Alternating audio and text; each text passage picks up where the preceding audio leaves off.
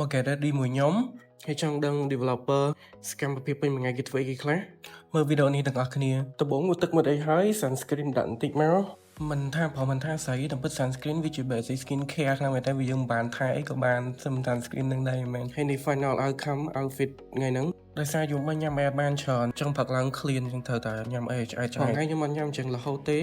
តែពិតមែនទែនទៅអាហារពេលព្រឹកវាពិតជាសំខាន់មែនទែនហើយយើងមានតែខ្លួនឯងទេដែលអ្នកជ្រើសរើសថាយើងគួរញ៉ាំអីហើយយើងខ្ជិលងើបអត់តាន់ទេវិញទៅនំប៉័ងកាហ្វេអីប៉ុណ្ណឹងរួចមកពេលព្រឹកហ្នឹងឯងតែខ្ញុំថ្ងៃនេះទោះបីជាងើបផ្លែតក៏ត្រូវតែហៅអីញ៉ាំឲ្យឆ្អែតដែរបើមិនចឹងទេគ្មានអារម្មណ៍ធ្វើការទេ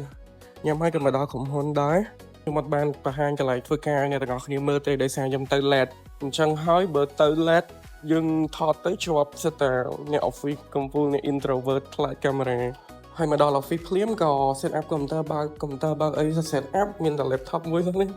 ហើយជាដំបូងដែលត្រូវធ្វើគឺយើងឆែក mail ឆែកអីសិន announcement អីផ្សេងខ្លាចmiss អត់បានចូលរួមអត់បានដឹងអីចឹងណាហើយក៏ឲ្យយើងមើល task របស់យើងហើយក៏ចាប់ផ្ដើម coding តឃើញមុខបច្ចេកវិទ្យាហ្នឹងដឹងហើយ task ច្រើនសល់ pending អញ្ចឹង start អីចោលអីក៏មើលទៅតាមជាក់ស្ដែងហើយជា developer ខ្ញុំធ្វើការក្នុងវិស័យហ្នឹងចូល5-6 ឆ្នាំហើយយ៉ាវាពិតជាសប្បាយពេលដែលយើងនិយាយទៅកាលនៅក្មេងកាលនៅទៅបញ្ចូលធ្វើការដំបូងយើង challenge មួយគឺយើងត្រូវរៀនចេះអីថ្មីច្រើនហ្នឹងទៅដល់ពេលឥឡូវក៏ត្រូវរៀនអីបន្ថែមទៀតដើម្បីឲ្យវាកាន់តែច្បាស់ជាងហ្នឹងមកញ៉ាំបាយថ្ងៃត្រង់ល្មមនោះបានថតច្រើនទេពេលដែលធ្វើការថ្ងៃនេះថ្ងៃនេះជះលុយសាហាវផឹកឡើងញ៉ាំកាទៀវណាផឹក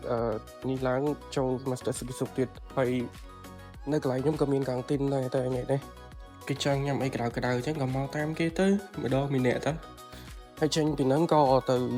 ទិញដូងទិញអីនេះសង្ឃឹមឃើញសង្សារចាស់ខ្ញុំនៅ Billboard ទៅហើយអត់មានអីទេអ្នក developer ចប់ពីហ្នឹងមក coding វិញតទៀត behind the scene មានរឿងច្រើនជាងហ្នឹងទៀតហើយក៏រវល់ច្រើនដែរតែថាយើងរវល់ខ្លះឈៀលខ្លះទៅទៀតកុំឲ្យ stress វីដេអូពេកប៉ុណ្្នឹងទេបាយបាយ